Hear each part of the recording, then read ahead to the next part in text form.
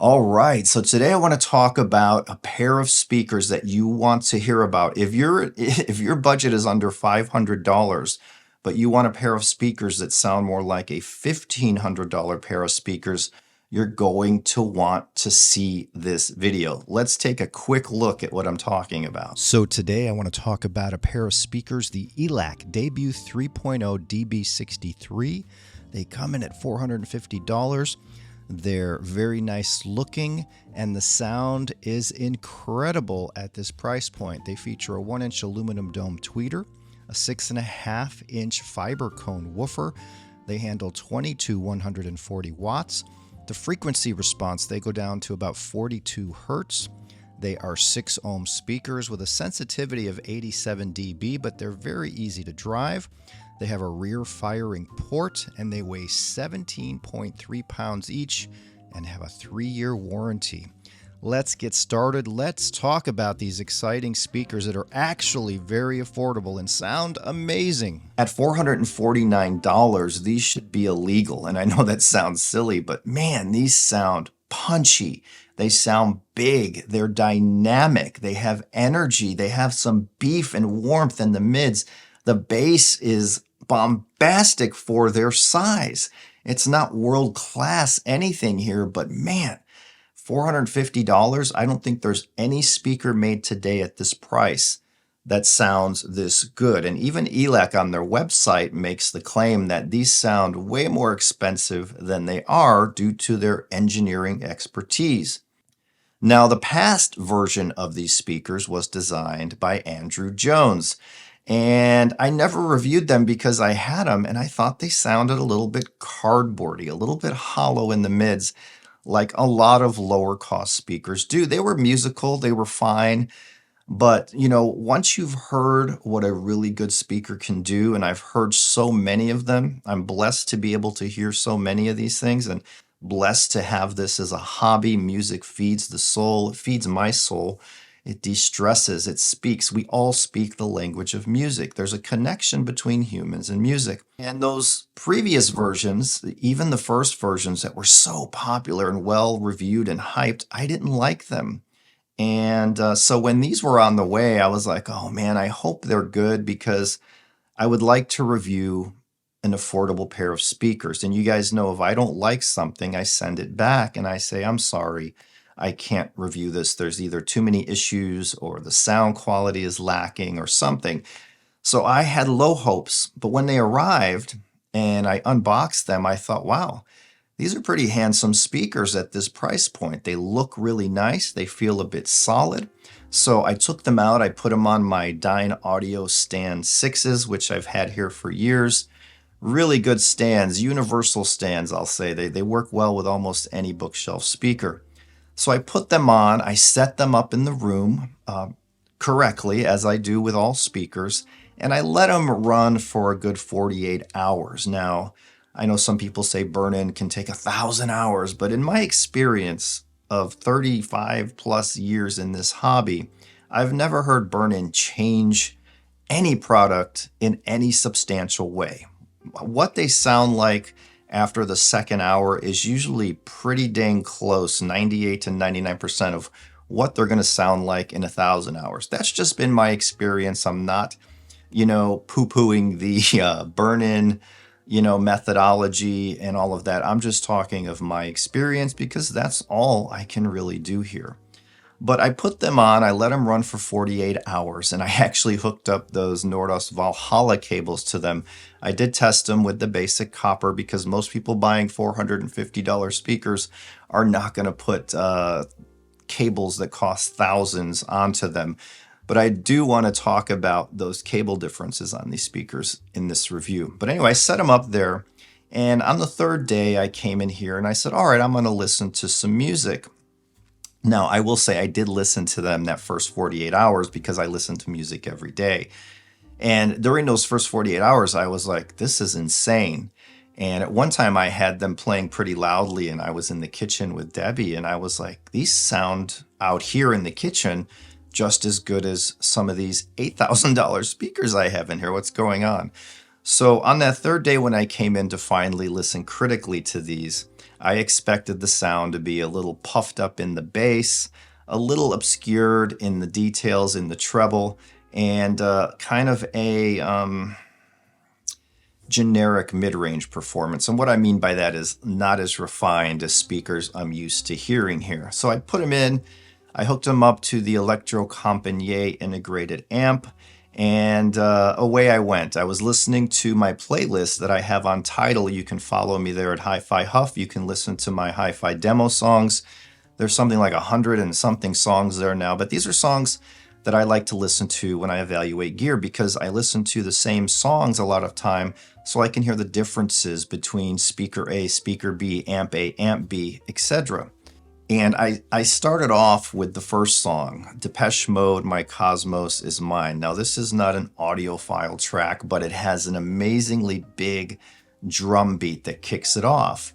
And there's some electronic noises that kind of, on a good set of speakers, come into the room. It's like, right? And that on really good speakers, that comes out into the room and almost gives an illusion of particles floating in the air coming towards you. Now, I never expected these little Elacs to recreate that, but they did to some extent. I'd say 60% worth of higher end speakers, and I've never heard that from a lower end speaker. So I was getting a right? And it was coming out. The drums had heft and bass, and I said, what the heck? I don't have a subwoofer on. How are these things producing as much bass as some of the much larger speakers I've had?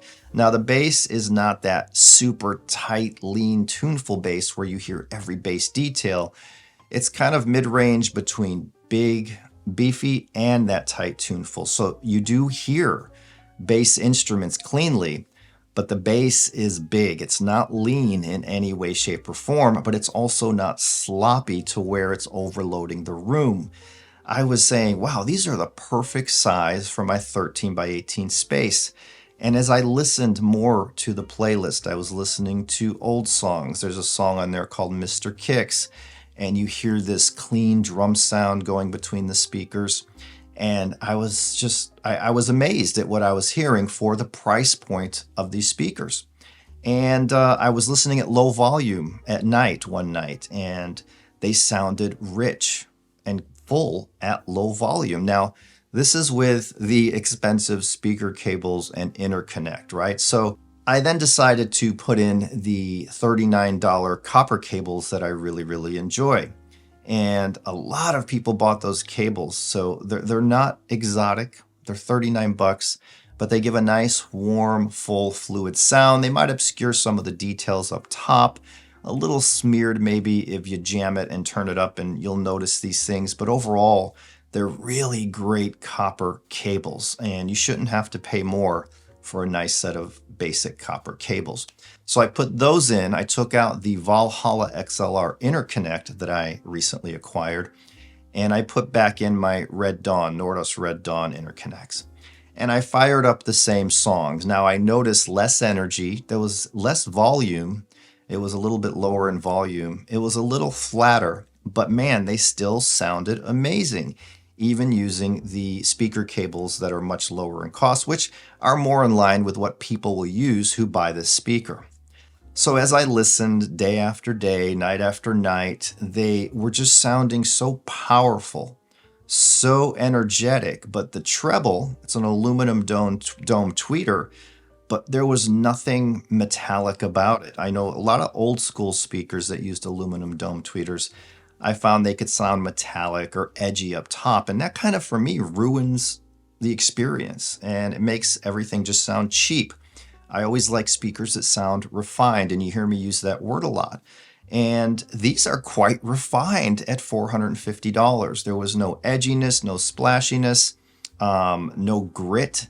Everything sounded clean. Now I am using that Electro Compagnie integrated amp, and that is a really, really refined amplifier. But Electro Compagnie makes the ECI 80D, which is a much more affordable, and that amp also has that refined, smooth, beefy, beautiful kind of sound. What would go really well with these speakers, and It would be like an end game budget setup. The Heaven 11 Billy amplifier would sound amazing with these little speakers. It would give them the punch, the impact, the smooth highs, because that amp is really, really cool. I just heard from Heaven 11, they're about to release sometime soon the Mark III version of the Billy amp. And I was talking with the owner there, and he's going to send me the 2 different versions of the Mark III, because there's going to be 2 different versions when they're available and ready for review. So I'm excited about that. But yeah, something like that with these speakers would be drop dead gorgeous in looks and beautiful in sound. So as the time went on with these Elacs, I was enjoying them more and more, and I decided, well, I'm going to put back in some of these more pricey speakers. So I threw in the Borison X2s, which are what, $8 grand-ish or so. And these are big, heavy, beautifully designed speakers that are super refined.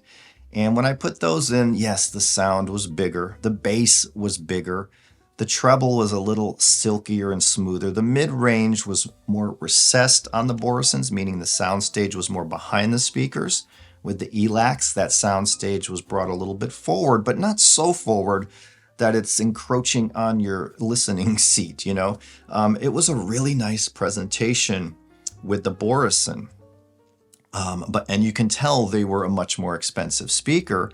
But going back to the little Elacs, the B3s for 450 bucks, yeah, I lost some scale and size. I lost a little bit of that bass. I lost a little mid-range oomph, and I lost the silkiest parts of the treble. But look at the price difference. In the affordable range of speakers, there's some really not so good ones out there, and there are some gems, and this is one of the gems. And the cool thing is they're affordable. You can get them right on Amazon Prime.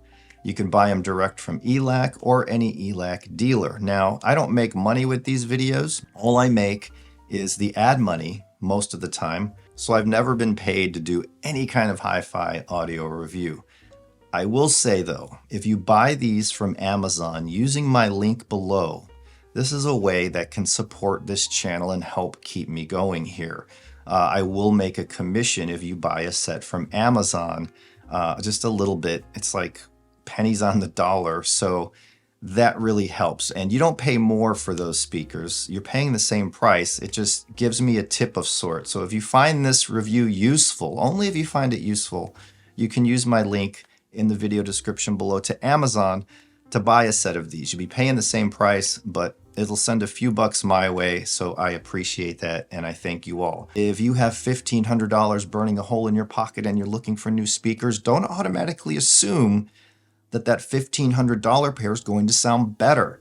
It might not. It depends on your preferences, but if you like a big, bold, punchy sound with great bass, a beautiful full mid-range that comes out into the room a little bit, and a extended, detailed, but pretty smooth treble, and they're easy to drive, then you must take a look at these speakers.